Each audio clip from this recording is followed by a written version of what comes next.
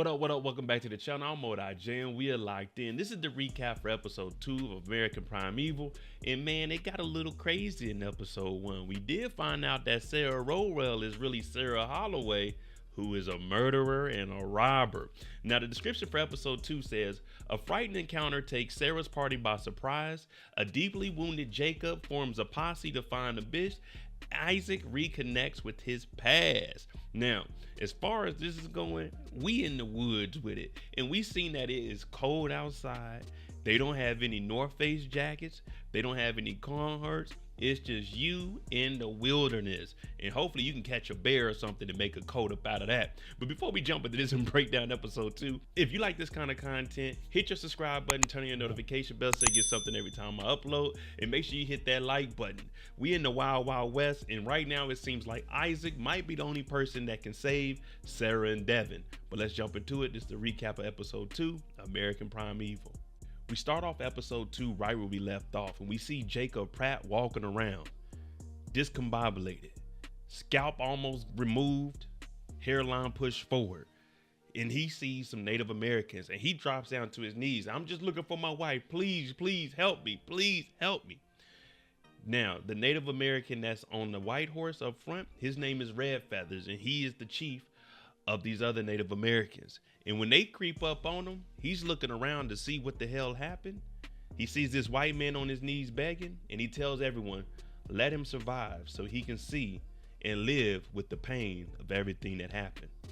As soon as daylight breaks, Isaac wakes up and he tells Sara, I'm taking this boy, Devin, back to Bridger's Fort. She's like, no, don't take my son. We're just trying to get to Cook Springs. Please help us get to Cook Springs. He said, I'm not doing that, but I'm taking this boy back. You can go do what you need to do. So as Sara is chasing him and they're yelling, we hear a little rustling in the woods. Turns out it's Two Moon. Remember, she was in the back of the coach, but she got out and ran and she followed them because Devin has been looking out for her. Now, what we realize is that Isaac actually speaks her language and he told her to get out of here. But Devin is like, no, she's good. She's nice. She rode with us in here. I know her.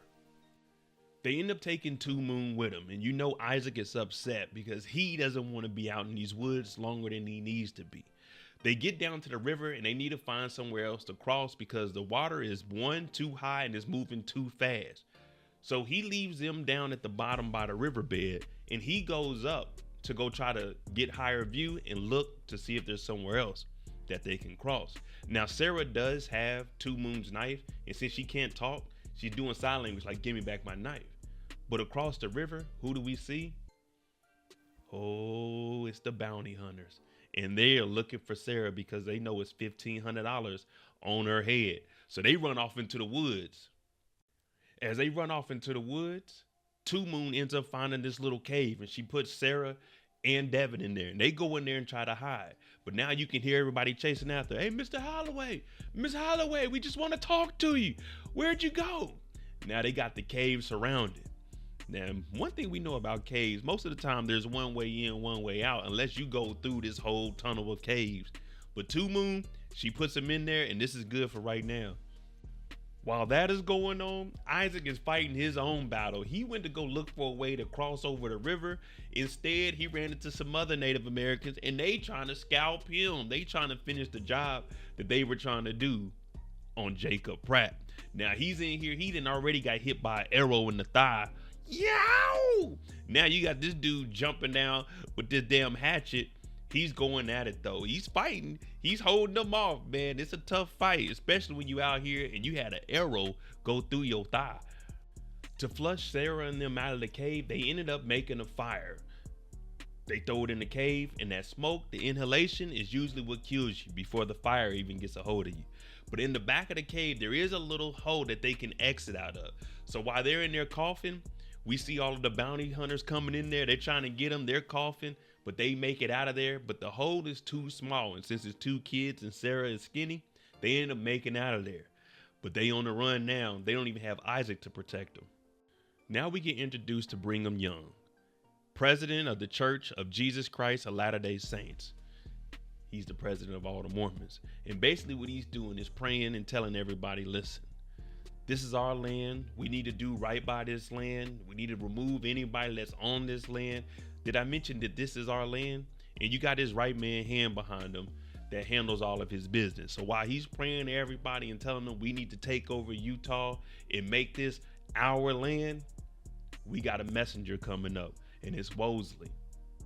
Cook shows up and he's talking to Mr. Young, and he's like, listen, man, I ain't gonna lie to you.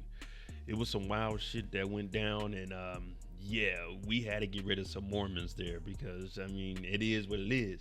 But Brigham Young is like, listen, is there any evidence that we had something to do with this? Was there any witnesses? Because remember, they went back and killed everybody.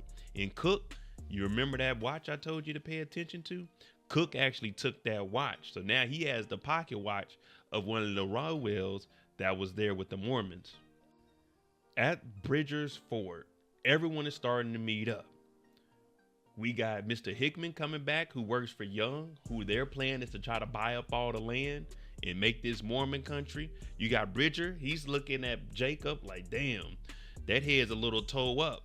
But then you got Edmund also. So they're trying to figure out who actually did this, who came through and terrorized all of these people unlawfully. Now, Bridger, he knows how he can get out there, but he doesn't leave his compound. He's good here. This is his settlement. So they're all waiting for Jacob Pratt to come to tell him exactly what happened. Red Feathers is walking around trying to figure out what exactly happened here. Now, remember, the women from the Mormon coach, they all got sold to the Native Americans that actually helped out with Young's people.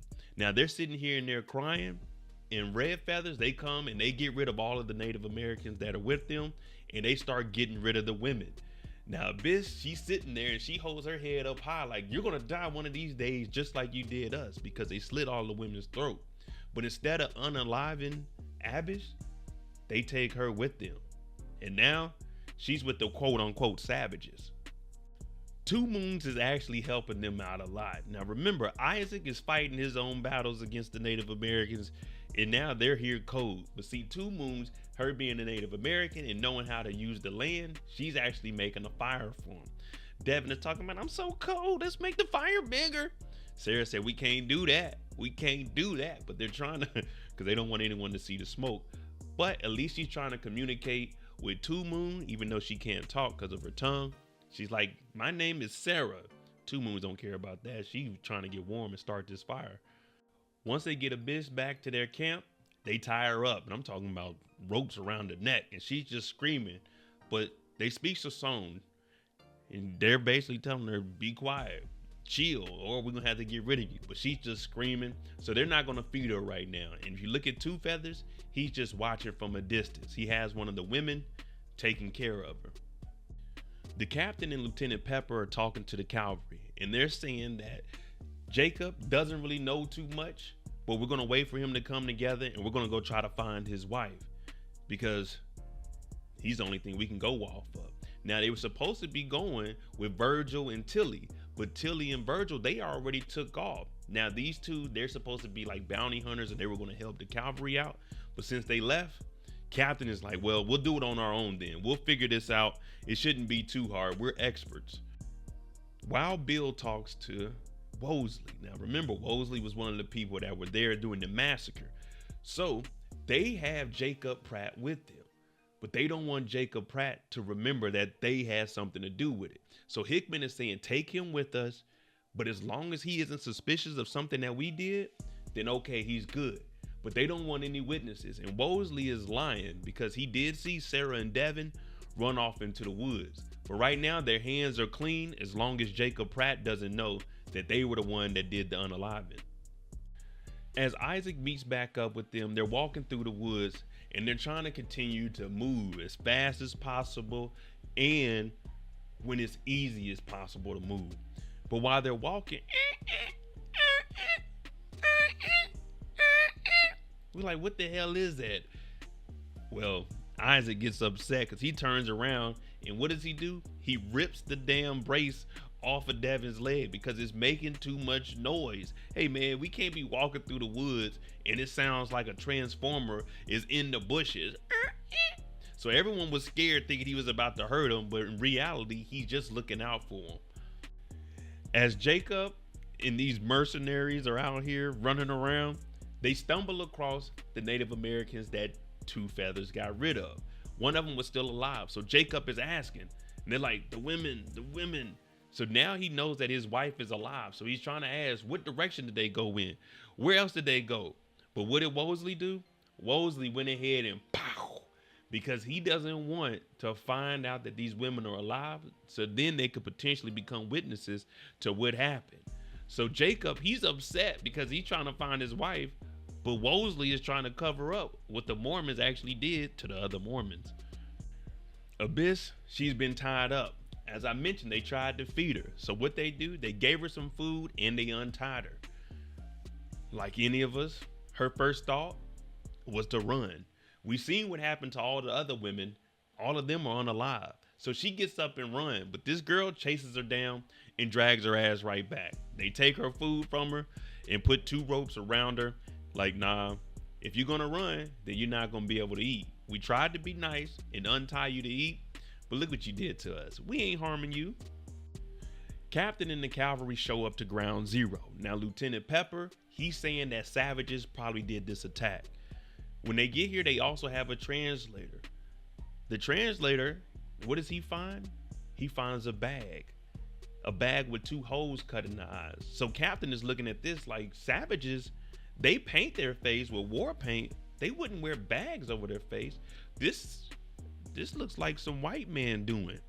So Lieutenant Pepper, we notice that something is off with him because he's not agreeing with the captain like he should be. But the captain, he's smarter than we think. He's actually documenting and trying to solve this case. What you're gonna start to notice is a reoccurring theme. Sara is going against everything Isaac is telling her, and every time she does, things get messed up.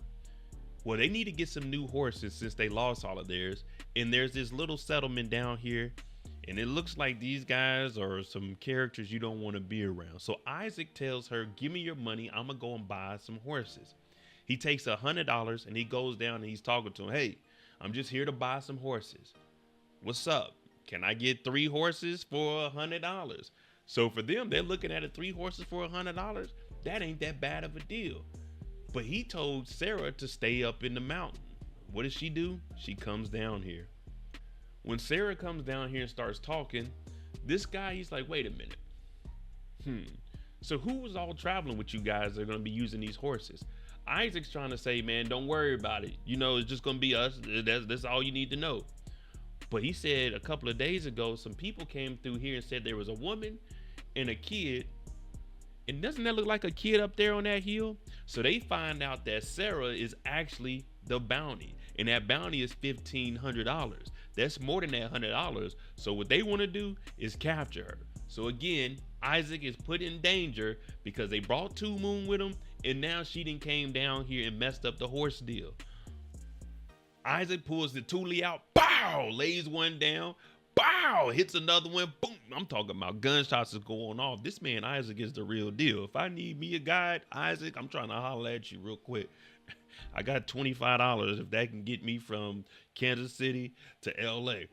But he gets mad at Sara because not only does he find out that she's wanted, he gets shot. She's talking about you're shot. The hell with me being shot. Who the hell are you? And you're putting me in more danger because now we have bounty hunters and we almost lost all of these horses.